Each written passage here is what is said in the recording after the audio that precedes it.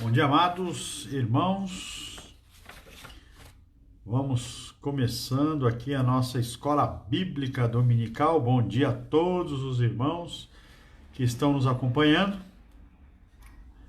Estamos fazendo os ajustes aí de luz, colocando os ajustes aí para uma boa transmissão. Foco de luz. Muito bom estar com os irmãos nessa manhã que combina com o cobertor. Eu tenho certeza que não tem ninguém no cobertor aí. Ninguém está assistindo o culto debaixo das cobertas. Chegue mais, dê o seu bom dia, dê o seu alô e vamos começar a nossa escola bíblica dominical. Vamos acertando aqui a posição para ficar tudo beleza. Centralizando aqui. Todos estão chegando. Eu sei que todo mundo já está aí na mesa, ninguém está com cara de sono, ninguém acordou agora. Tenho certeza, muitos irmãos já acordaram bem cedo, bem cedinho. E já estão a postos, né? Dê o seu bom dia aí para sabermos aqui quem está chegando. Não está aparecendo aqui, não sei por causa de quê.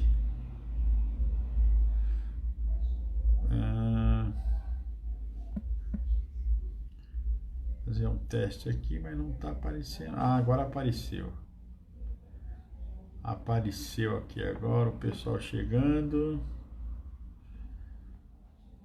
Edenilton, Edna, Tatiane, Ricardo, Damares, Clodoaldo, Maria do Carmo. Olha aí, ó. Tá vendo? Já tá de alta já o Rubão, hein? O Rubão já tá de alta depois da quarentena. Vamos lá na casa do Rubens para pegar esse pirão de carne seca, hein, Rubens? Glória a Deus por isso, hein? Muito bom saber que o Rubens já está de alta. Que bênção.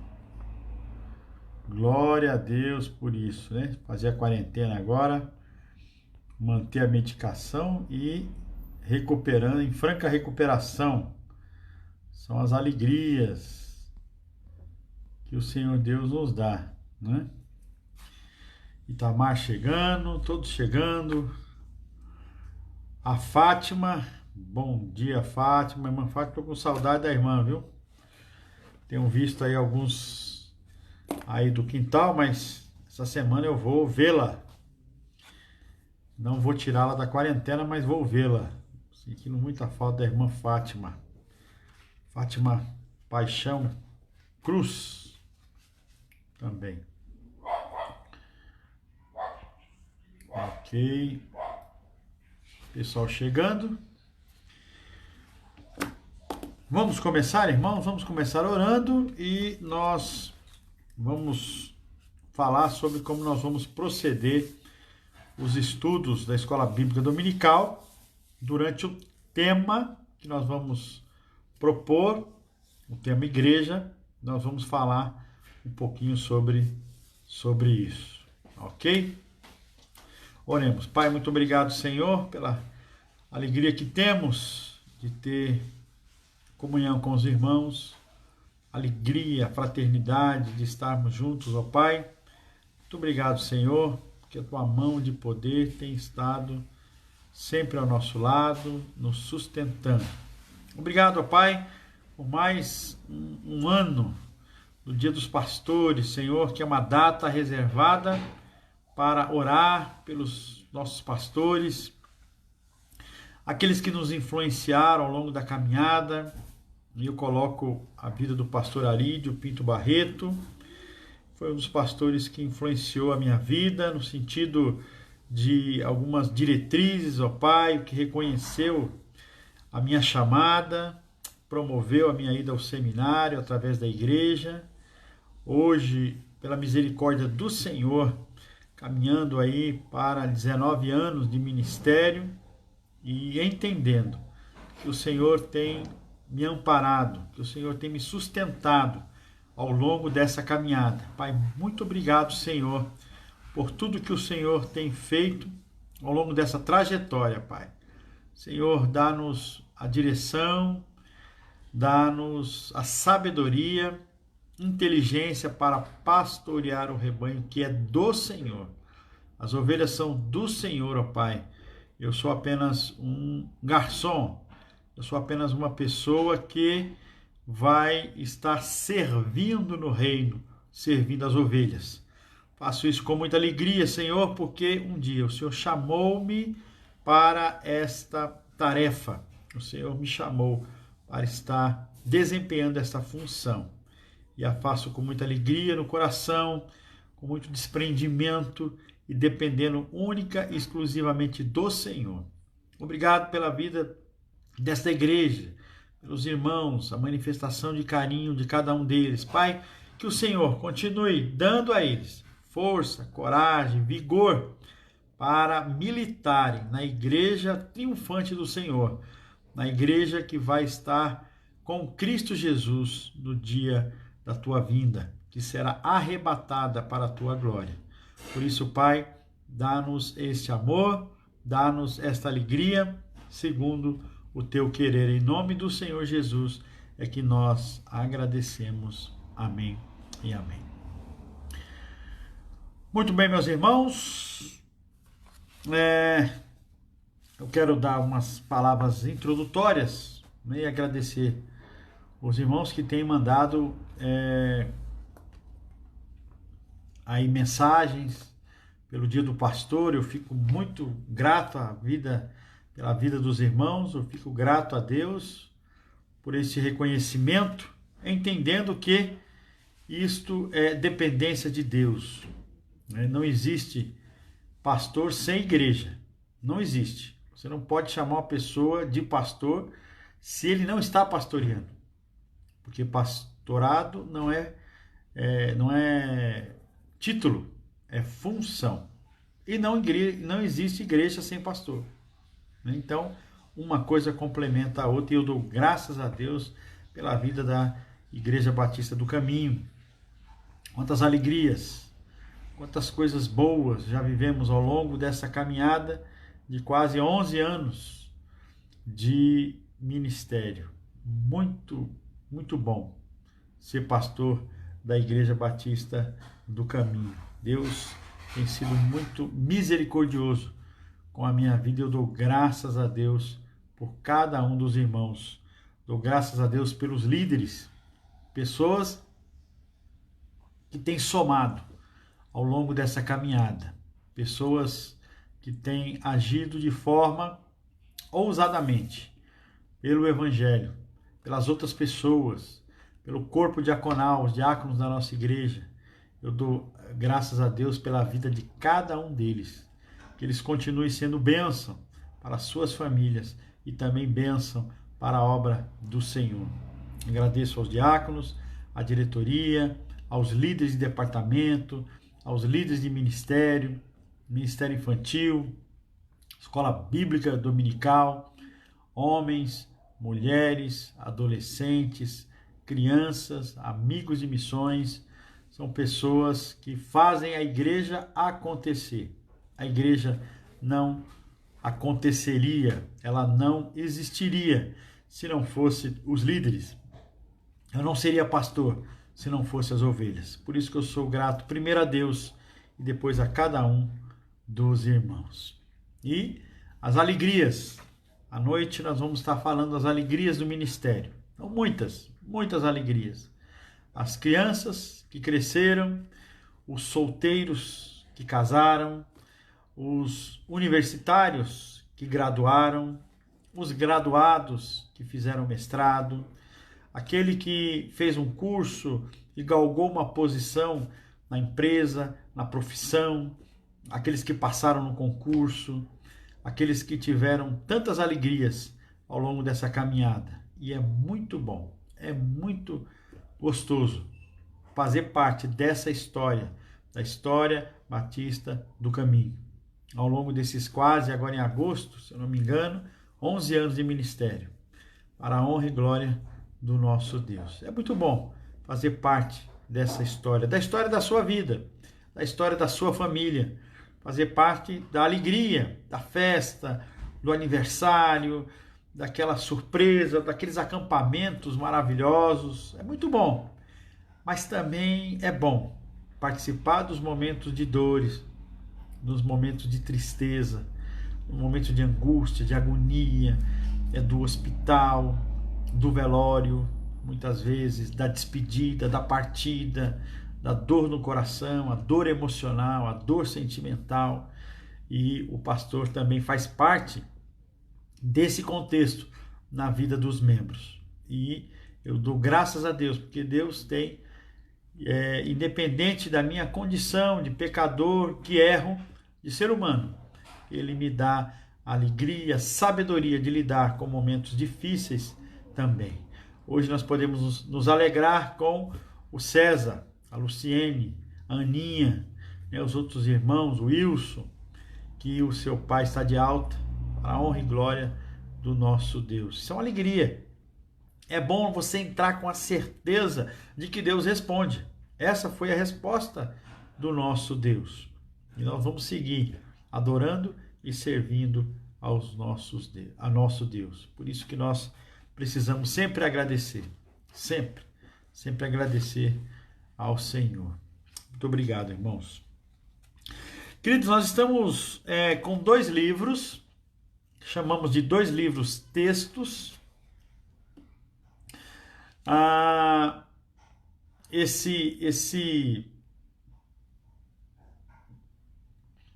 Esse tema tem muito a ver com igreja, o que é uma igreja saudável, né? Vai aparecer aí, ao contrário, mas só para você ver a capa do livro. O nosso irmão Ricardinho já disponibilizou o link para o acesso gratuito ao livro. Então você pode, em formato de e-book, PDF, você pode baixar o livro e nós vamos recorrer a alguns capítulos desse livro. Não serão todos, mas serão alguns capítulos desse livro. Então, irmão Ricardinho, gentilmente aí, não é um plágio, não é um ato contrabando, um ato ilegal, né? Não é um link ilegal, porque a própria editora disponibiliza o link do livro. Então, o irmão Ricardinho está apenas repassando o link. Então, você pode baixar no arquivo PDF o livro uma igreja, o que é uma igreja saudável. Vou colocar aqui certinho, né? O que é uma igreja saudável. E, paralelamente, nós vamos trabalhar esse livro que é Igrejas que Prevalecem, 25 princípios para um crescimento saudável e equilibrado da igreja. Aqui também está ao contrário, mas só para o seu irmão ver a capa, né? O autor é o Carlitos Paz, pastor, né? Carlito Paz. Então nós vamos trabalhar esses 2 livros, né? Trabalhar esses 2 livros aqui, ó. Ok? Então qual é a proposta? Nós vamos ter a aula hoje, não vou talvez dar o nome de aula, mas nós vamos dar o capítulo, vamos falar sobre um capítulo e vamos provocar para o próximo domingo uma discussão interativa.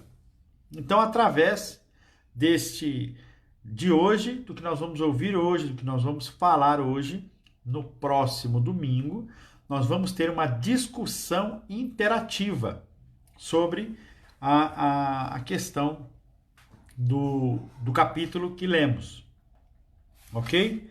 Então você vai baixar o livro em PDF, está aqui de novo o livro, e você vai ler.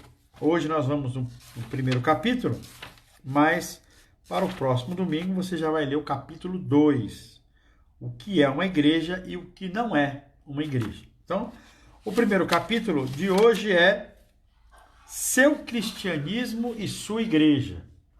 Seu Cristianismo e Sua Igreja. Ok? Seu Cristianismo e a Sua Igreja. É o primeiro capítulo de hoje. E aí, então, nós vamos fazer uma provocação, ou provocações, para que você participe no próximo domingo. Então, no próximo domingo, nós vamos estar falando, vamos estar ouvindo o feedback desta provocação que eu vou fazer no final. Algumas perguntas, e você vai criar o seu conceito, você vai dar o que você pensa sobre esse assunto, e nós vamos usar a Bíblia, que é a base da nossa fala. Então, sempre vamos usar a Bíblia. Não é do livro para a Bíblia, mas é da Bíblia para o livro. Por isso que a escola bíblica dominical.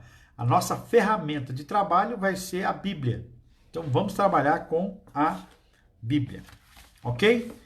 Falando nisso, abra sua Bíblia em Atos, capítulo 2, é um texto bastante conhecido. Nós passamos aí pelo menos, se eu não me engano, um ano falando sobre esse tema.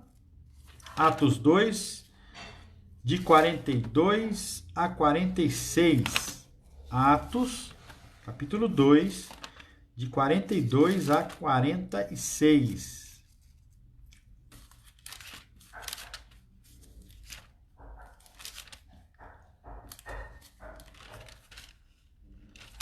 Atos 2, de 42 a 46. O título da minha Bíblia está ali, Como Viviam os Convertidos. É o título da minha Bíblia, que agora essa daqui é uma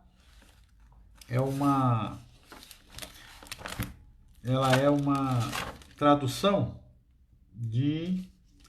da Sociedade Bíblica do Brasil, tá? Então essa tradução é a minha aqui. Então vamos lá. Todo o contexto, os irmãos sabem, desse texto é o início da igreja primitiva, uma igreja em comunidade, ou a comunidade formando uma igreja. Na introdução, domingo passado, falamos sobre a eclésia, falamos dos chamados para fora, demos uma fizemos um panorama, um pano de fundo sobre essa questão igreja.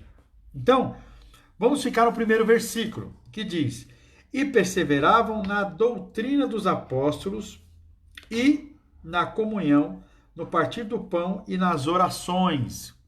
Então nós vamos dentro dessa caminhada aí nesse versículo. Atos, capítulo 2, versículo de número 42.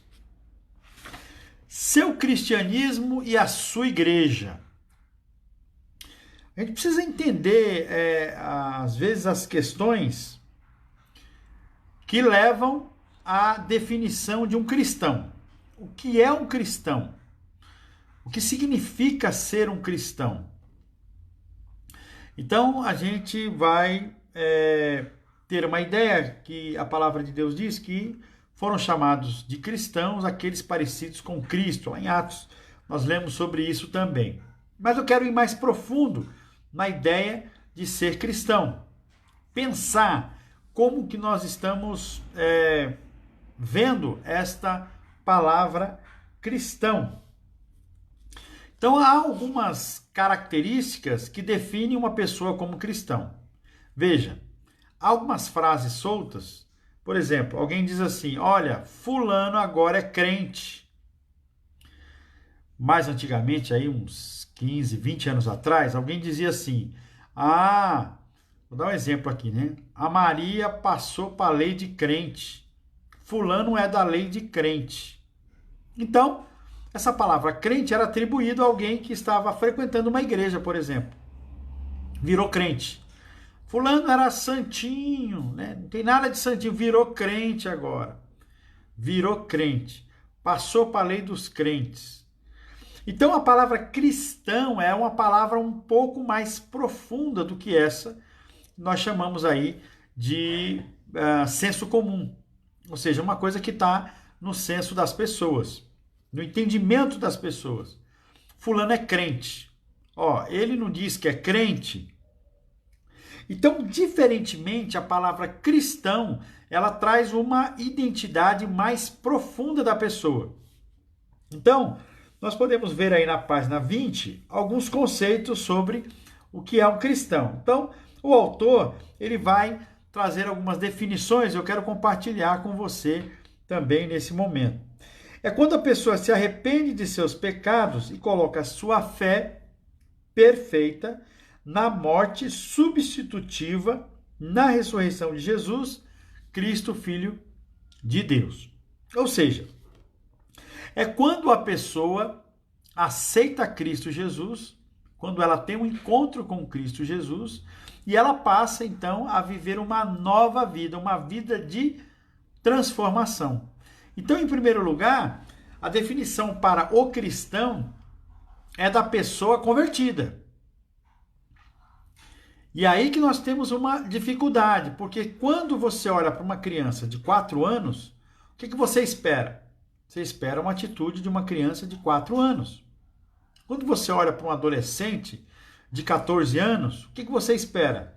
Uma atitude de um adolescente de 14 anos. Quando você olha para um homem maduro de 45 anos, 50 anos, o que você espera? Atitudes de um homem maduro de 45, 50 anos. Mas quando acontece ao contrário, você olha para um homem de 50 anos e ele leva uma vida de adolescente. Leva uma vida aí de rebeldia, inconsequente, sem responsabilidade, não tem nenhuma, não tem nenhum senso autocrítico para as decisões que toma. É uma pessoa que ao longo da caminhada não construiu nada a nível intelectual, não construiu nada a nível familiar, a nível de, financeiro. É uma pessoa que passou ao longo da vida e não acrescentou, não teve acrescentado nada na sua vida.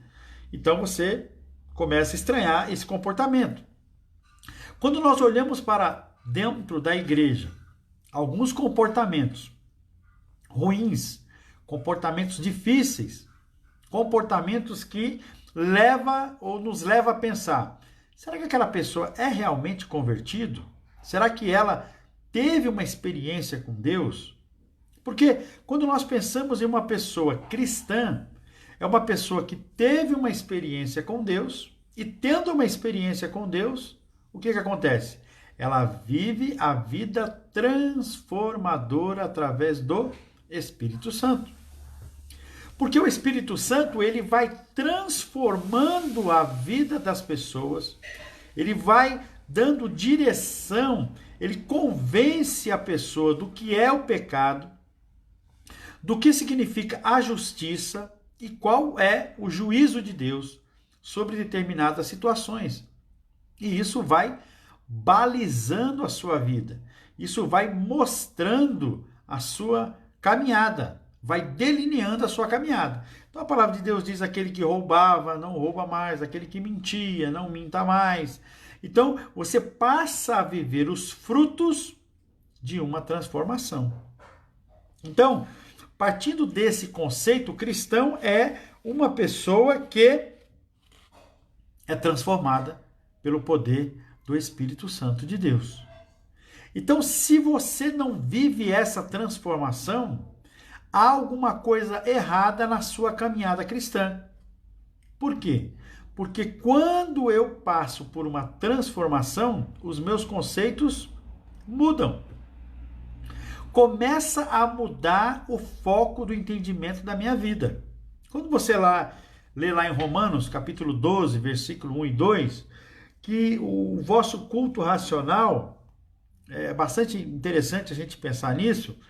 O culto racional é fruto de uma renovação de mente e de entendimento. Então eu vou olhar para um texto que diz: todas as coisas me são lícitas, mas nem todas me convêm. Então eu posso estar numa rodinha onde está uma piada suja, um palavreado inferior, palavra de baixo calão, pessoas falando palavrão e com conversas que não edificam. Até posso. porque ninguém vai me tirar de lá. Mas eu não devo. Por quê? Porque eu tenho a incomodação do Espírito Santo de Deus. Então, se você fazia parte daquela rodinha, né, de falar de vários assuntos, e cerveja, e aquela coisa toda, e você vai sentir no seu coração, eu não devo estar aqui. Aqui não é um lugar para um cristão. Não está me fazendo bem isso. Aí você, com muito jeito, com muita maestria, vai pedindo licença, gente, está na minha hora, eu preciso ir e tal. E aí alguém vai dizer, olha, tá vendo ali, ele é crente, ele é cristão, por isso que ele não ficou. Porque ele teve um relacionamento, ele está tendo um relacionamento com Deus. Aquele homem, aquela mulher, ela é diferente. Então, quando eu penso no cristianismo, eu não posso pensar em pessoas que não são convertidas, pessoas que não passaram por uma transformação. Então, quando eu respondo essa pergunta, eu sou cristão, a primeira coisa que vem na sua mente, ou que deve vir na sua mente, eu passei pela experiência de conversão? Eu sou verdadeiramente convertido a Cristo Jesus? Será que eu tenho a plena certeza de que eu sou salvo por Cristo Jesus? Porque se isso procede, eu vou passar a viver frutos desta transformação. E nós já falamos sobre Zaqueu lá em Lucas, capítulo 19, que traz a história de Zaqueu, o publicano. E aí, qual é a palavra de Jesus para Zaqueu? Zaqueu, desce depressa, porque hoje me convém estar na sua casa. Eu vou dormir na sua casa. E o dormir, ou pernoitar, ou pousar, né, que algumas palavras aí do grego traz a ideia de pousar. Então, não é pousar só ficar, mas o pousar no sentido de eu vou ficar com você, eu vou jantar com você, eu vou dormir na sua casa, eu vou mostrar para todo mundo que hoje veio salvação nessa casa. Por quê? Este também é filho de Abraão. Por quê? Filho de Abraão, mas agora ele passou por uma transformação. E aí ele vai dizer, se eu roubei, se eu tenho defraudado, eu vou devolver 4 vezes mais aquilo que eu tenho feito de errado. Então, isto já é o fruto de uma transformação. E essa transformação, ela vem e acontece em várias vertentes, né? Ela acontece em vários segmentos. Por exemplo, no segmento de personalidade.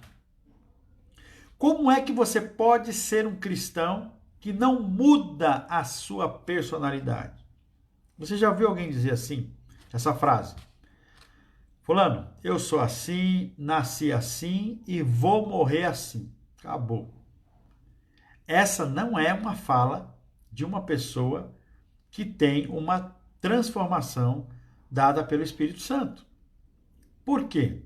Porque quando eu falo isso, eu estou dizendo, eu não quero mudar. Eu não quero mudar. Eu vou viver assim.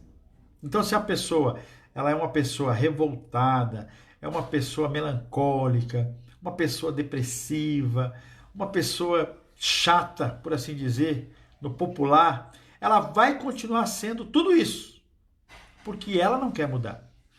Mas quando a pessoa sofre a transformação do evangelho, a primeira coisa que acontece, ela muda. Zaqueu roubava, agora ele não vai roubar mais, porque ele fala o quê? Eu vou devolver. Não o dinheiro do imposto que ia para Roma, mas o dinheiro que ele pegava a mais. Se o imposto era 5, ele pegava 8, mandava 5 para Roma e ficava com 3. Então ele roubava.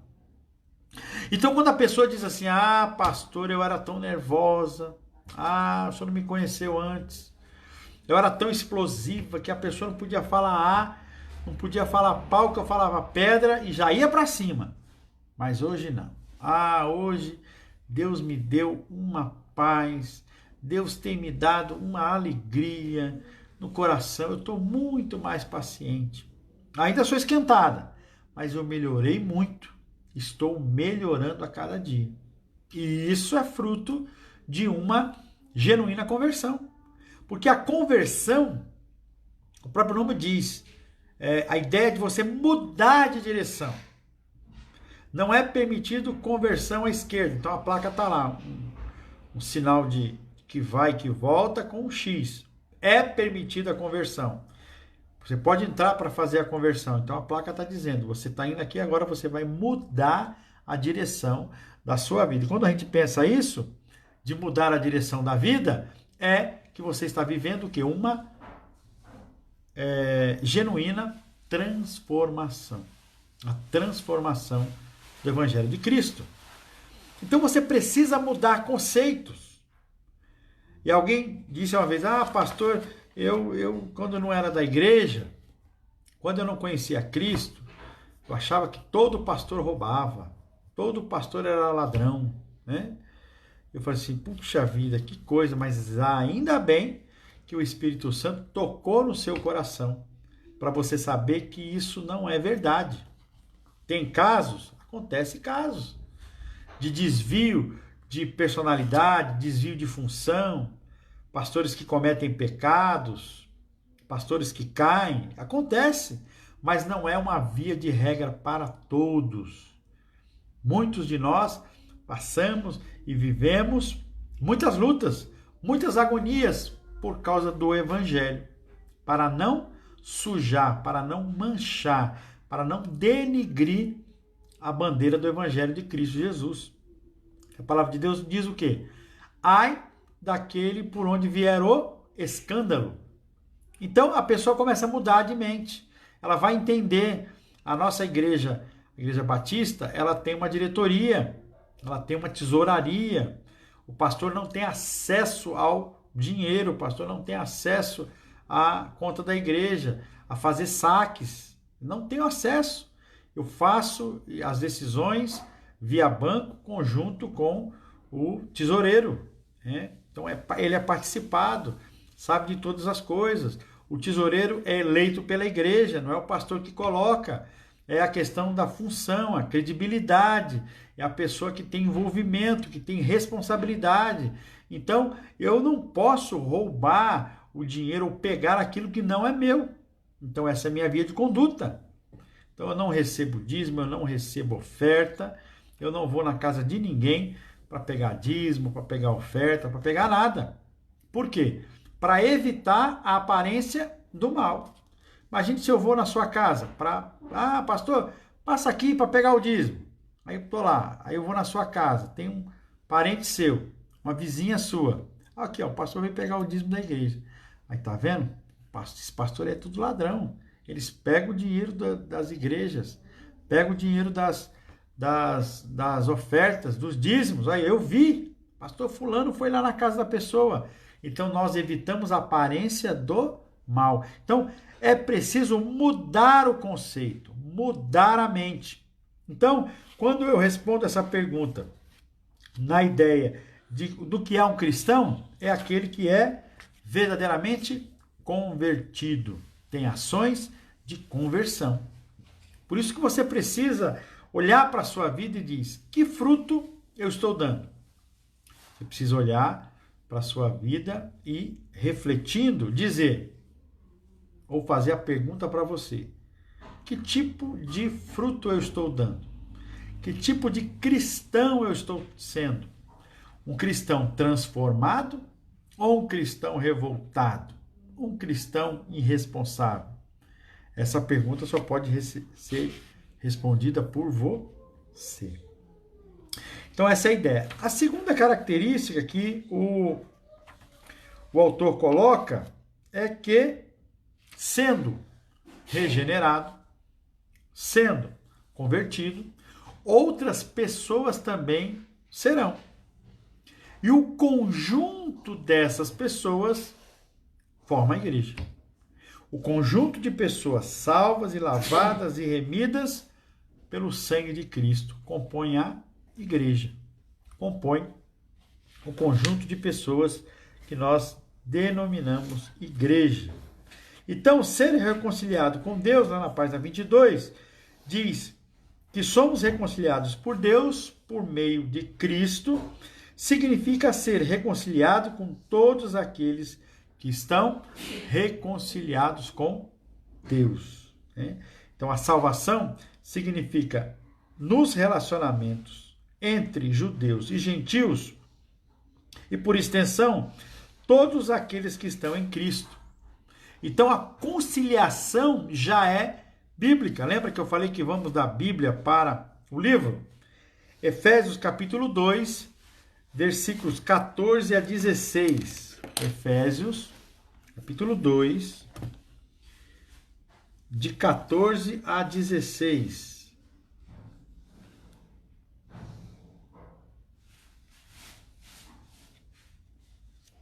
Efésios, capítulo 2,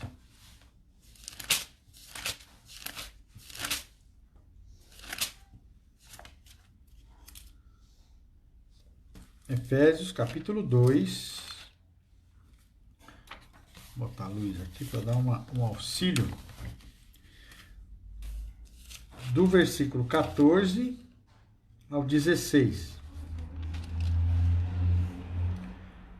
Olha o texto, vamos ao texto. Porque ele é a nossa paz, o qual de ambos fez um, e tendo derribado a parede da separação que estava no meio, a inimizade, aboliu na sua carne a lei dos mandamentos, na forma de ordenança, para que dos dois criasse em si mesmo um novo homem, fazendo a paz, reconciliasse ambos em um só corpo com Deus, por intermédio da cruz, destruindo por ele a inimizade. Então agora, a ideia de pessoas convertidas a Cristo, a ideia do amor e da graça de Cristo Jesus, ela é a fonte da reconciliação também com as pessoas. Agora, os judeus precisariam entender que a salvação não veio só para eles, mas veio também para os gentios. Irmãos, era muito difícil uma convivência entre gentios e judeus, porque os gentios faziam e tinham práticas que os judeus abominavam.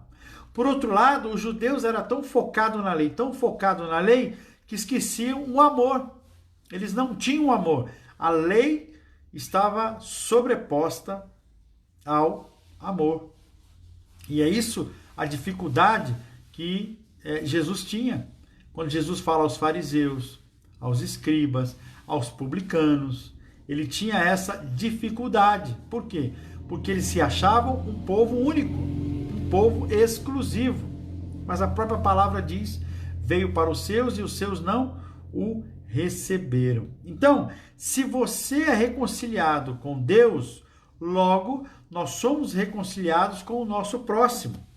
E é muito importante nós entendermos isso. Todos os que pertencem a Deus são concidadãos e membros da família de Deus. Olha o versículo 2, o capítulo 2, do versículo 19. Assim, já não sois estrangeiros e peregrinos, mas concidadãos dos santos, e sois da família de Deus. Olha que coisa impressionante. É quando você é chamado para ser e fazer parte da família de Deus. O versículo 2, capítulo 2, o versículo 21 vai dizer assim, 18, no qual todo edifício bem ajustado cresce para santuário dedicado ao Senhor. Então, quando você entra na família, então vamos pensar aqui no casamento, né? O casamento. Então, você casou com uma moça, você casou com um rapaz, você começa uma nova vida. E essa nova vida está inserido, quer você queira ou não, a família da moça e a família do rapaz. Então, o sogro, a sogra, os primos, os tios e até os cunhados, é uma brincadeira aí, Até os cunhados você vai chamar de parentes, ou seja, aqueles que fazem parte da sua família, né? Fazem parte da sua família. Então, quando você é inserido na família, você entra numa família que tem irmãos, primos, tios, tias, e todos eles vão congregar e vão estar alocados em um mesmo lugar, no templo. E o ajuntamento dessas pessoas vai se chamar igreja. Olha que coisa interessante, né? Então, nós vamos ver agora que a ideia de igreja, de ajuntamento de pessoas, ela é muito mais bíblica do que você imagina. Porque talvez você pense em tempos de pandemia ou em tempos de isolamento, nós somos igreja mesmo que separado. Somos. Você acertou. Somos igreja mesmo que separados. Mas toda a palavra de Deus nos converge para que haja o quê? Uma união, e essa união seja fraternal, seja a união da comunhão, coisas comuns ao grupo. Então, por isso que não dá para você substituir o culto presencial com o culto virtual. Você pode ter cultos virtuais. Isso não é pecado. Você pode adorar a Deus, você vai ler o texto, vai participar e vai cantar da sua casa, não tem problema. Mas o que não podemos perder de vista é a ideia do que seja a comunhão, do que seja a fraternidade, o amor fraterno, o amor inigualável. Então, o Novo Testamento e também a ideia do Velho Testamento, quando nós olhamos para o motivo pelo qual Moisés tirou o povo do cativeiro, né, tirou o povo do Egito, ele tinha uma função. Tinha uma função. Tinha uma única função, a bem da verdade. Lógico que Deus fez cumprir a promessa do povo crescer, a semente de Abraão, então é promessa de Deus. Ponto, não se discute. Mas uma função no sentido de deixa o povo ir, ou deixa-me o povo sair, né, quando Moisés fala para Faraó, para que o povo vá e preste culto no deserto. Então, o texto ali é claro, o povo ia ser retirado do cativeiro, lógico, pelo sofrimento, com certeza, e não ia dar sequência à promessa de Deus, então ele sai, tira o povo de lá para prestar um culto coletivo a Deus. E esse culto coletivo, eles estavam todos fisicamente no mesmo lugar, compartilhando das mesmas experiências. E aí nós vamos ver lá em Levíticos, Números, a organização, a questão dos rituais, a ordem de culto, que tudo havia uma ordem. Alguém diz, mas a igreja tem ordem de culto. Nós aprendemos desde o deserto. Que desde o deserto a organização do culto foi feita por uma tribo que foi separada só para questões do culto. A tribo de Levi, ou os levitas. E os levitas também ensinavam a palavra de Deus, viu, gente? A gente vai ver isso aí em outro momento. Mas os levitas falavam e ensinavam a palavra de Deus. A gente pode ver lá em Esdras, quando Esdras está trazendo a memória do povo, trazendo a ideia do que o povo tinha perdido através dos tempos. Então ele trouxe lá as leis, ele trouxe a palavra de Deus, ele trouxe os rituais, aquilo que se fazia no culto, e os levitas ensinavam. Então o levita tem uma parte muito importante também nesse processo. Ok? Então, vamos lá. Então você entra na ideia da família. Olha lá, Hebreus capítulo 2, versículo 11. Olha o texto. Portanto, lembrai... Não, Hebreus, né? Estou aqui no lugar errado. Aqui no lugar errado. Eu anotei aqui. Vamos lá. Anotado aqui. Aqui, achei. Aqui, ó. Hebreus 2:11, né? Tá aqui assim.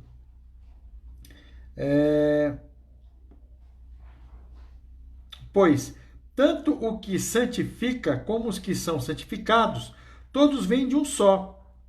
Por isso é que aquele que não se envergonha de lhes chamar irmão. Né? Então, é mais uma vez a ideia de família. Por isso que chamamos de irmãos. Por isso que temos esse sentimento e nos chamamos de irmãos, de irmã. Vamos na casa da irmã fulana, vamos na casa do irmão fulano. Vamos comer, né, um anguzinho, um angu, na casa do irmão ciclano. Vamos fazer uma visita para a irmã fulana. Porque o sentimento é um sentimento o quê? De família. Né? É um sentimento de família. Então, esse sentimento de família é que nos une. Então, a Bíblia está repleta deste sentimento. Lá na página 23 diz: essa não é uma família disfuncional, cujos membros não conhecem um ao outro. É uma comunhão. Quando Deus o chamou à comunhão de seu Filho Jesus Cristo, nosso Senhor. 1 Coríntios 1:9. 1 Coríntios 1:9. Olha aqui, ó. Fiel é Deus, pelo qual fostes chamados à comunhão de seu Filho Jesus Cristo, nosso Senhor. Então é mais ou menos assim. Aqui está Jesus Cristo. Quando eu aceito a Cristo, eu o recebo no meu coração, eu me achego até Cristo Jesus. Então eu me achego. O Moisés se achega. A Maria se achega. O Luciano se achega. A Andréa chega. O André chega. Todo mundo se achega aqui. E aí nós formamos esse grupo e temos comunhão, porque temos uma só mente, um só pensamento, chegar até Cristo Jesus em comunhão, em conhecimento a Ele. Então eu aceito o meu irmão, que está no mesmo nível que eu, né? Nível no sentido de importância, ou seja, não tem o mais importante, o menos importante, o mais antigo da fé, o menos antigo na fé, não existe isso. Todos somos iguais, independente de cor, raça, situação financeira. Deus não faz distinção de pessoas, desde um juiz, um supremo juiz, a uma pessoa de serviços gerais, mais humilde. Todos somos iguais perante o Senhor, dentro do contexto família. E não é uma comunhão formal ou requintada. É um corpo que se mantém unido por meio de decisões individuais, mas também por algo que está muito além da decisão humana, que é a vontade de Cristo Jesus. É isso que nos une.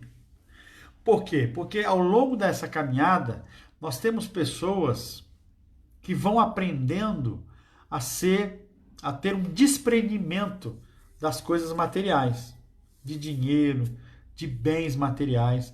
São pessoas que colocam o seu amor em primeiro lugar ao próximo. E no sentido de amarás o Senhor teu Deus de todo o teu coração, de todo o teu entendimento, com todas as tuas forças. Ponto. Isso aí é ponto pacífico. A primeira coisa é a parte espiritual. Depois vem a material, a física, melhor dizendo. Ama o teu próximo como a ti mesmo. E aí vem essa dificuldade. Mas o que nos dá liga é quando nós estamos buscando fazer a vontade de Deus, estamos chegando à presença de Deus e nos encontramos lá.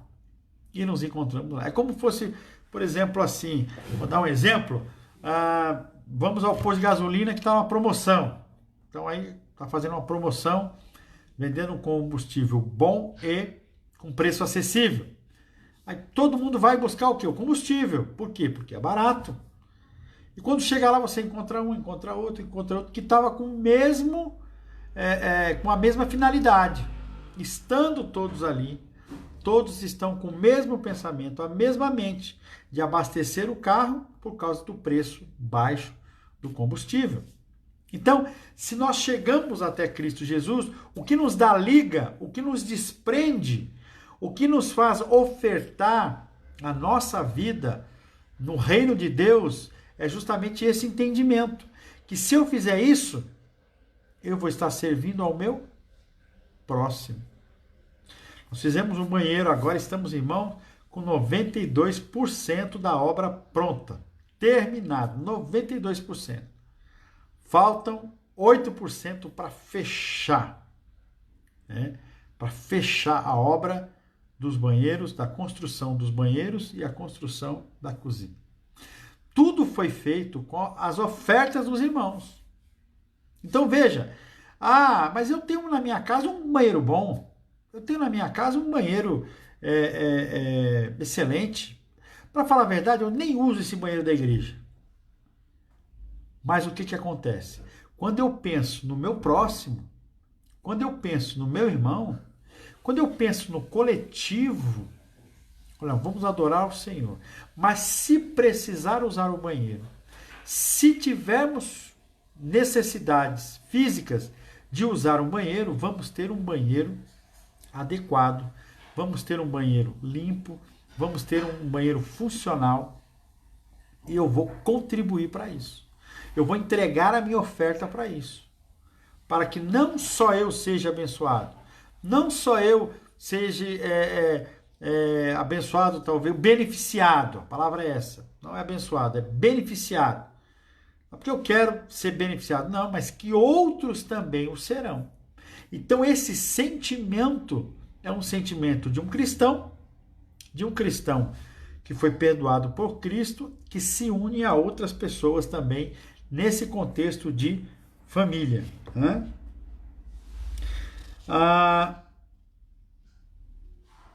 Conforme Paulo diz aos cristãos de Corinto, não podem os olhos dizer à mão, não precisamos de ti, nem ainda a cabeça aos pés, não preciso de vós. O texto de 1 Coríntios, capítulo 12, versículo 21. Então, se a gente for resumir de uma forma rápida, aí, o versículo 20, página de número 23, nós vamos ver o resumo, que é impossível respondermos a pergunta o que é um cristão sem entrarmos na conversa de igreja. Então, uma coisa está muito relacionada à outra. Não dá para ser crente em casa. Não dá para ser cristão em casa. Você vai precisar e vai sentir falta da comunhão. Então, o Novo Testamento ele vai tratar várias vezes e dar alguns nomes para esse ajuntamento, para essa vontade de estar junto. Então, quais são esses nomes aí?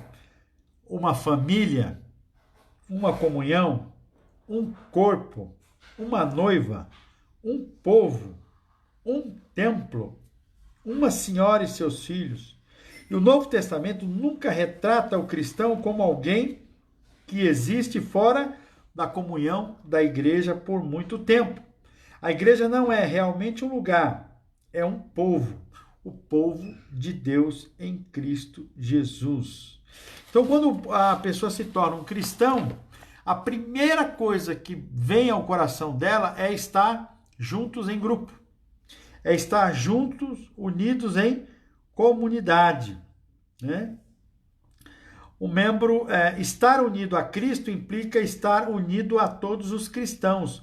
Contudo, essa união universal precisa ter uma existência viva, atuante em uma igreja local. Então, a igreja local, ela existe para isso, para que estes membros possam estar ligados na cabeça que é Cristo Jesus. Então, se Cristo Jesus é a cabeça e eu faço parte do corpo, eu não posso viver separado. Você não vê um braço, alguém que fala assim, eu vou deixar o braço em casa hoje, porque eu estou muito cansado, esse braço pesa. Vou deixar o braço em casa e vou andar sem braço. Não existe. Você não pode chegar e dizer assim, meu olho está irritando, muito irritado, eu vou deixar o olho em casa e vou com um olho só. Não tem como. Então, quando a Bíblia trata o organismo, o ajuntamento de pessoas de família, ela está dizendo o quê? Nós precisamos uns dos outros. Olha, irmãos, que coisa maravilhosa. Que coisa tremenda. Eu preciso dos irmãos. E os irmãos precisam de mim. Nós temos essa ideia da retroalimentação, da necessidade de trabalhar e de estar pelo outro. Nós precisamos ter isso. Ou seja, a minha contribuição, irmãos, tem irmãos que são muito generosos. Eu não tenho autorização para falar sobre questão, mas tem irmãos que doam para a igreja, doam a sua mão de obra, doam coisas materiais para a igreja, em um desprendimento fantástico, fenomenal. E não é a questão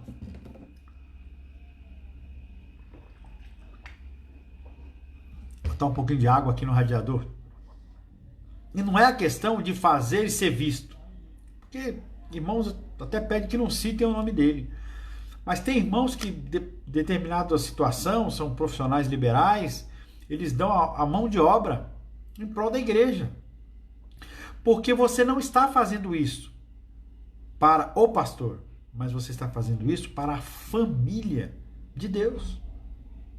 Lembra que Jesus estava numa casa, e aí alguém disse, olha, Jesus, o pessoal está querendo falar com o senhor lá. Quem é? A sua mãe, seus irmãos estão lá fora, eles querem conversar com alguma coisa com o senhor. O que Jesus disse? Meu pai, minha mãe, meus irmãos, a minha família é todo aquele que faz a vontade do Pai, né? Então, quando você tem essa ciência, você vê a pessoa, ela doa com desprendimento, ela é fiel. Eu não estou falando só de dinheiro, não, porque isso aí é o de menos. O dinheiro é mais importante. E o dinheiro é o que tem menos importância. Tem a sua importância, mas não é a totalidade da importância de uma igreja. Mas quando a pessoa, ela dedica o seu tempo, que nem agora teve alguns irmãos que efetuaram a limpeza da igreja, uma limpeza, irmãos, né? Preparando já para a abertura do próximo domingo, depois eu vou falar mais um pouquinho sobre isso, né? Então os irmãos foram lá, é o tempo, podia estar em casa, podia estar fazendo alguma coisa, podia estar descansando. Tem irmãos que trabalham aí 12/36, dia sim, dia não, vão trabalhar todos os dias. A construção desse templo, irmão, talvez você seja novo, não saiba, mas a construção desse templo foi feita por mutirão. Então eram irmãos que chegavam cansados do serviço, depois de uma jornada de trabalho, e iam rebocar, levantar parede, né, fazer coluna, fazer aterro. Outros, no sábado, que podiam estar descansando, tirando um lazer com a família, vinham para a igreja para dar um serviço. Isso é muito mais que dinheiro. Porque o dinheiro é fácil, você pegou o dinheiro, eu vou pagar lá, pronto, acabou. Mas não. Irmãos, para fazer massa, para levar a terra, as irmãs, para fazer a comida, as campanhas que foram feitas, campanha da tinta, campanha do forro, e os irmãos doam e contribuem, não para o proveito próprio, mas para o benefício da coletividade. Mas fazem isso porque são bonzinhos? Não, porque nós somos o quê? Ligados a Cristo. E se você é ligado a Cristo, você automaticamente é ligado ao seu irmão. E aí você precisa de uma comunidade.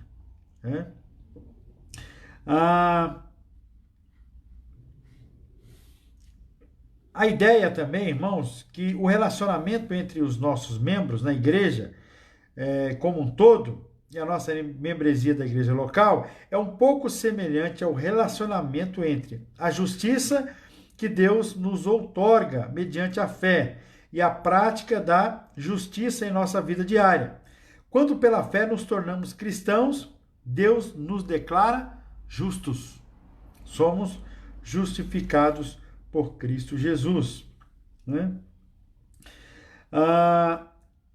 Uma pessoa que continua a viver alegremente na injustiça faz-nos duvidar se ela realmente possui a justiça de Cristo Jesus. Então, quando você vive em comunidade, você aplica a justiça. Por quê? A justiça divina. Porque entre nós não existe essa questão do proveito.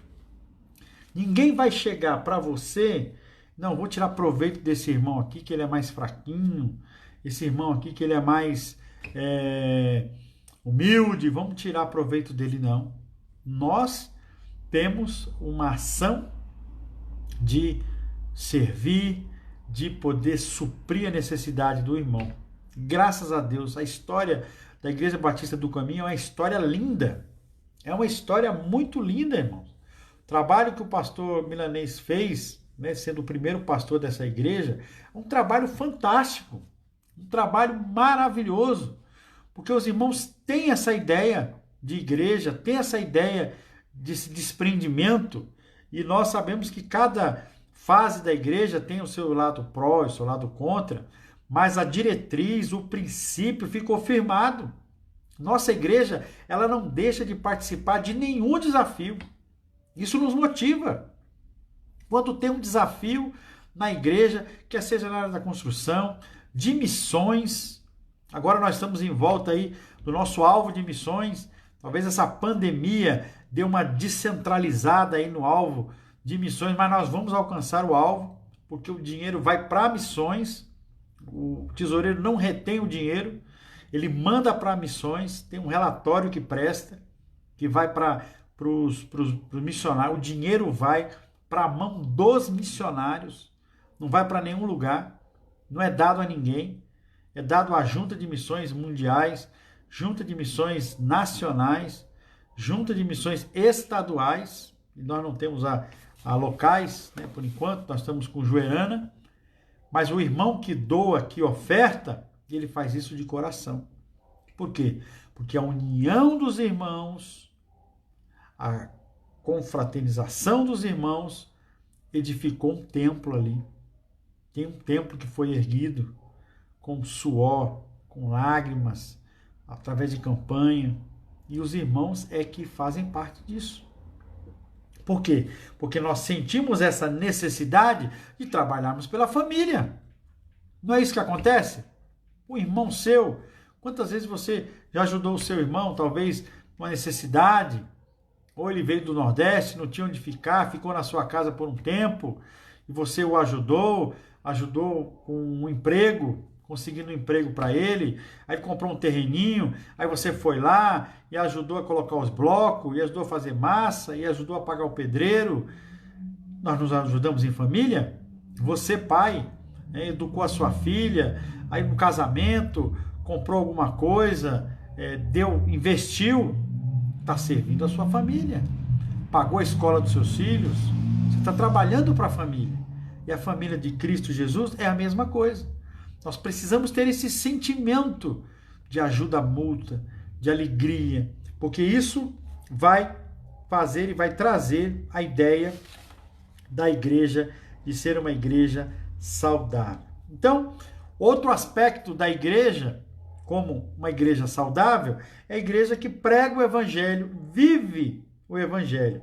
Então, é muito importante nós entendermos isso, né? E as questões da pregação do evangelho têm a ver com os dons espirituais. Nós já trabalhamos os dons na nossa igreja. Muitos irmãos sabem hoje qual é o seu dom. Não sabiam antes. Como é que eles iam saber em casa sozinhos? Precisavam estar aprendendo através da palavra de Deus. Então, os dons é que constituem a igreja e traz a igreja no sentido vivo. São os dons. Então, qual é o seu dom no corpo de Cristo? Qual é a sua função no corpo de Cristo? É muito importante a gente ter isso em mente. É muito desafiador nós termos isso em mente e pensar o que eu tenho feito no corpo de Cristo. Você que é braço, você que é olho, você que é nariz, você que é pernas, você que é pé, você que é cabelo, que é a cabeça da igreja é Cristo Jesus. Então, qual tem sido o seu papel? Qual tem sido a sua função? Então, uma das características pastorais é dar a você as ferramentas para você desenvolver o ministério. Porque o ministério não é meu. Alguém diz, não, o ministério do pastor. Não, o ministério não é meu. O ministério é de Cristo. Eu exerço uma função ministerial. Eu tenho uma função dentro do ministério. É ser um facilitador de crescimento espiritual. Se a gente pudesse sintetizar em uma das características pastorais, é facilitar, equipar você para que você cresça dentro do corpo. Porque quando a criança está em desenvolvimento, se um braço cresce mais que um outro, torna-se uma anomalia. Precisa ir ao médico, fazer e ver essas questões. Se uma perna cresce mais que a outra, o que acontece? Vai dar problema, vai descentralizar. Se uma perna é maior que a outra, todo o eixo do corpo ele vai ficar o quê? Desestabilizado. A pessoa vai passar a mancar e ela vai ter problema na coluna e vai ter problema de hérnia de disco e ela vai ter outros problemas. Por quê? Porque ela está crescendo em desequilíbrio. Então a minha função pastoral é manter no máximo do que for possível o equilíbrio para que todos possam crescer juntos como comunidade. Por isso que na nossa igreja tem muitas pessoas que pregam, pessoas que trazem devocional, pessoas que trazem estudo. Nós vamos capacitando essas pessoas ao longo da caminhada. Então, não é que o pastor não quer pregar ou isso, aquilo, não, mas é a oportunidade que as pessoas têm de trabalhar. Nós estamos aí trabalhando com essa questão do culto ao vivo, das transmissões, né, conversando com o irmão Felipe, traçando metas, para que ele envolva mais pessoas, para que outras pessoas também participem. Então ele está lá na linha de frente com a sua equipe. Né? Agora, como diz aquele apresentador, mais do que nunca, né? Junto com a sua equipe agora na reabertura, mas ele está exercendo uma função, né? uma característica própria dele, área técnica, área de áudio, visual, música, equipamento, tecnologia, outros irmãos também. Então isso é um talento que Deus deu a ele. Mas dentro do crescimento integral de dons, toda a igreja precisa participar, porque o braço cresce, o outro braço cresce, o tronco cresce, as pernas crescem, e elas precisam ser equipadas de nutrientes para crescer de forma proporcional. Então, a igreja ela tem esse viés. Então, o autor vai trabalhar muito nessa questão, né? E agora vem um dos fatos que eu reputo como um dos fatores importantes. A questão do interesse pela igreja. E aí é uma coisa que a gente vai dar uma pausa aqui para comentar um pouco. O que motiva você a estar na igreja? O que tem motivado você? É o ativismo? O que tem motivado você a estar na igreja? É o cargo que você desempenha? Qual é a motivação que você tem para estar membro da Igreja Batista do Caminho? Isso é uma coisa muito importante que você precisa responder. Você precisa ter isso em mente. Por que você está na igreja? Então, a motivação, né?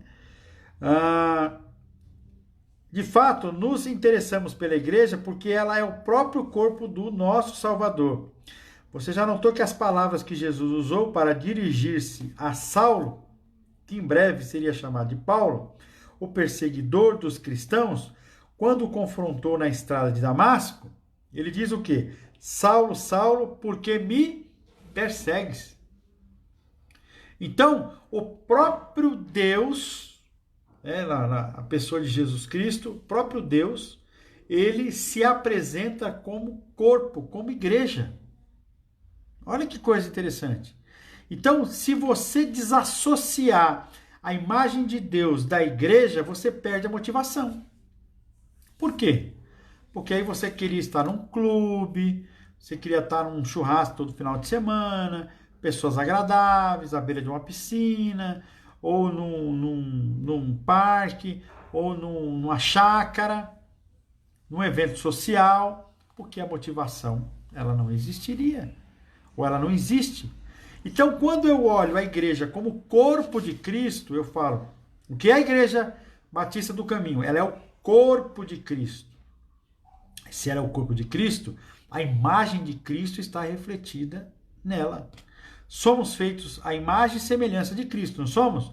Se somos feitos à imagem e semelhança de Cristo, logo, o Espírito Santo habitando em nós, que somos templo do Espírito Santo, ele vai causar em nós o quê? Essa transformação, que vamos ser cada vez mais chamados de cristãos, aqueles ou aquele parecido com Cristo Jesus. E é isso que é importante, é isso que nós precisamos caminhar. Então eu quero fazer aqui, irmãos, uma provocação para um painel, de uma forma bem didática, para um painel no próximo domingo. Primeiro, dentro da concepção que nós entendemos que é a igreja, o que é para você cultuar a Deus em comunhão? O que é para você cultuar a Deus em comunhão? Você vai tecer aí a sua argumentação, não vai ser hoje, você vai anotar. Nós vamos abrir espaço no próximo domingo, nós vamos ter um painel aqui. Eu vou convidar outros irmãos, talvez mais 2 irmãos, e nós vamos estar dialogando sobre este pensamento que vocês criaram. Vamos dialogar sobre o conceito que vocês têm, à luz da Bíblia. À luz da Bíblia. Então, você vai mandar as suas perguntas, vai mandar a sua fala, vai escrever, vai digitar, e nós vamos estar respondendo dentro de um painel, à luz da Bíblia, com os textos na mão. Então eu vou ver direitinho com os nossos irmãos, para que essas perguntas cheguem antes. E lógico que nós vamos ter uma interação. Mas a pergunta chegando antes, a gente elabora as respostas e já consegue ganhar um certo tempo. Mas você vai ter ao vivo a oportunidade de tecer o seu comentário, de tecer o seu conceito dentro da luz da palavra de Deus e esclarecer sua pergunta. Pastor, é válido essa comunhão virtual? Não é válido? O que a Bíblia fala sobre isso? Quais são os efeitos? Quais são os conceitos desse ajuntamento? E aí, então, na próxima aula, que vai ser reflexo deste capítulo, desse primeiro capítulo, você vai ler, vai tecer os seus comentários e a gente vai pensar na igreja saudável. Então, por hoje fica essa argumentação. Como é que pode se dar a comunhão em tempos de isolamento? Existe? Não existe? Como é que fica isso à luz da Bíblia?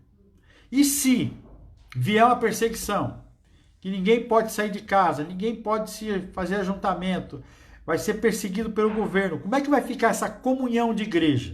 Como é que você entende? A tecnologia vai engolir o culto presencial? Eu estou só jogando no ar, você que vai direcionar. Alguém diz assim, pastor, o pessoal agora vai ficar em casa. Ninguém vai querer vir mais para a igreja não, porque o pessoal está gostando, está achando que é a mesma coisa. O que você pensa sobre isso? Dê uma palavra pessoal, da sua experiência pessoal sobre isso, ok? E aí nós vamos, nesse teste que nós vamos fazer, uma EBD com uma interatividade. Você vai usar o chat, o chat, depende da pronúncia de cada um, para se manifestar, ok? Depois, se der certo, se a gente vê que a coisa vai fluir, nós podemos até ir para outras plataformas, talvez, aí, isso aí é uma coisa aí a médio, longo prazo, temos outras plataformas para poder a gente poder ter essa interatividade, ok? Então nós vamos fazer esse teste aí, é uma coisa, pode ser provisória, pode ser melhorada, estendida e pode ser feito, né, para sempre. Talvez para sempre é uma palavra muito grande, né, muito difícil de se entender, mas a gente pode esticar isso mais à frente. Ok, meus irmãos? Então pegue os textos, vamos trabalhar o texto, traga a sua palavra fundamentada no texto, e eu e mais 2 irmãos, talvez aí os professores da Escola Bíblica Dominical, nós vamos estar no painel lá na igreja, transmitindo, né, uma estrutura um pouco maior, um pouco melhor, e falando, à luz da Bíblia, os questionamentos sobre este assunto, né? O primeiro capítulo do livro que nós falamos hoje. Seu cristianismo e a sua igreja, no sentido de convertidos, no sentido de dons, de estar apegado ou não à igreja. Você sente falta da igreja ou não? Sente falta da comunhão? Quando eu falo igreja, não entenda prédio, não entenda Rua Raimundo Pérez de Souza, número 3. Não entenda isso. Entenda gente, pessoas, olho no olho, né? Entendam sobre isso. Então, dessa forma, você vai participar com mais interatividade, e nós vamos ter aí uma assertividade no sentido de passar essa mensagem. Qual é a proposta? Ah, pastor, o que o senhor está querendo com isso? Que possamos ampliar a nossa visão de uma igreja saudável. De uma igreja saudável. É quando você vai no médico, ele olha os seus exames de sangue, de urina, né, de fezes e tal, ele olha, ele fala, ó, rapaz, tá de parabéns, hein, ó, muito bom. Diminui um pouco o sal, diminui um pouco o açúcar, mas os seus exames estão ótimos. Aí você sai de lá com um sorrisão, satisfeito. Por quê? Porque você está vivendo uma vida saudável. Mas quando você vai no médico e você volta e ele fala, rapaz, o seu colesterol está nas alturas, a sua glicose está à beira de um diabetes, aí você sai de lá arrasado. O que é que você faz? Vou mudar de vida. Começar pela minha alimentação. Eu vou caminhar, fazer um exercício e por aí vai. Igreja saudável é a mesma coisa. Pode ser que os índices estejam alterados. Os índices estejam alterados. Precisamos trazer os índices para um patamar normal e aí, dentro desse patamar normal, criarmos condições para termos uma igreja saudável. Como diz a proposta do texto, o que é uma igreja saudável? Quando você sabe o que é ter uma vida saudável, você vai procurar andar, buscar ter uma vida com uma condição de ter uma qualidade de vida, aumentando aí, em tese, os anos de vida da sua carreira, da sua breve carreira aqui em cima da terra. Que Deus nos abençoe. Nós estamos fechando aqui algumas questões para o culto do próximo domingo. Então nós vamos facetar. Alguns irmãos vão gravar vídeos passando orientações. Então nós vamos soltar lá vamos soltar lá na página da igreja, no WhatsApp, informações. Só que não dá para aquela coisa extensa de pode isso, não pode aquilo. Nós vamos soltar blocos de 1 minuto.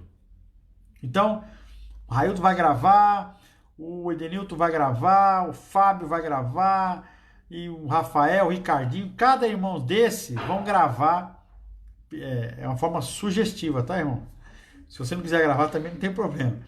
Mas vão gravar orientações. Por exemplo, vídeo de 1 minuto. Ao chegar na igreja, ponto.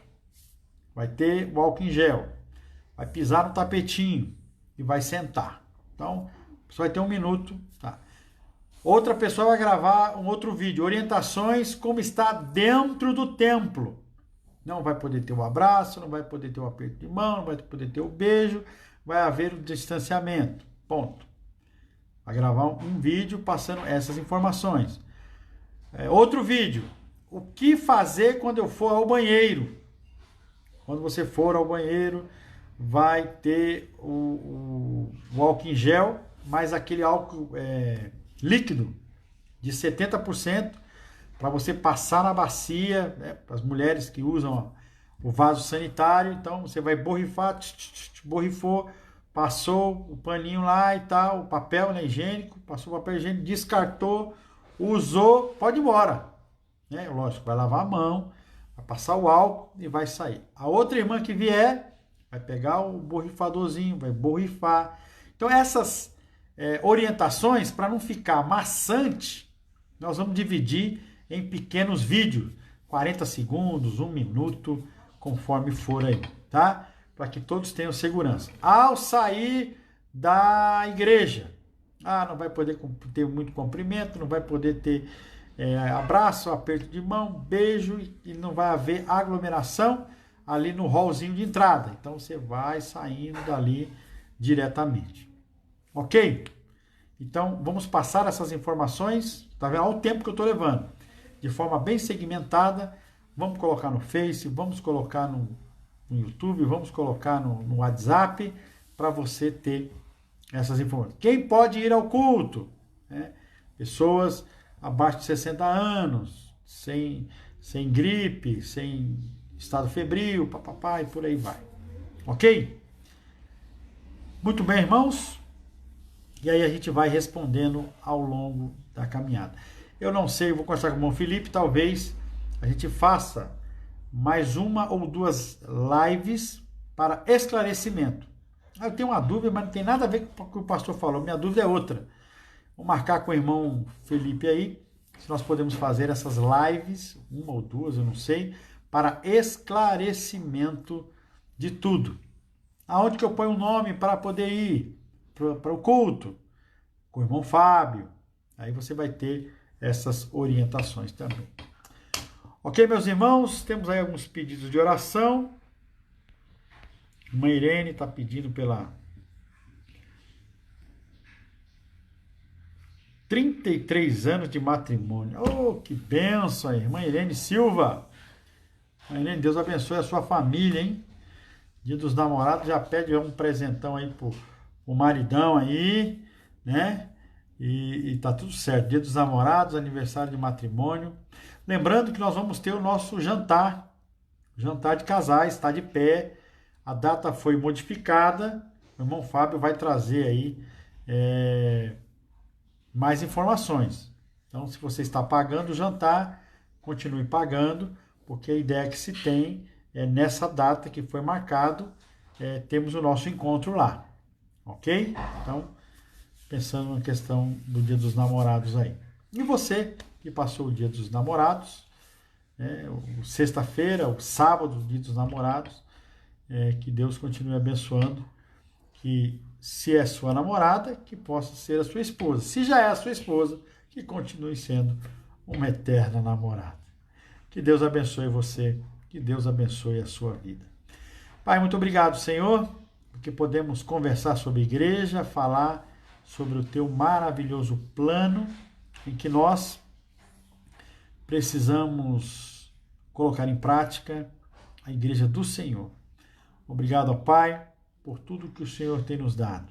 Obrigado pela alegria de pastorear a Igreja Batista do Caminho. Como é bom poder fazer parte dessa história, dando uma pequena contribuição ao longo dessa história que é infinita.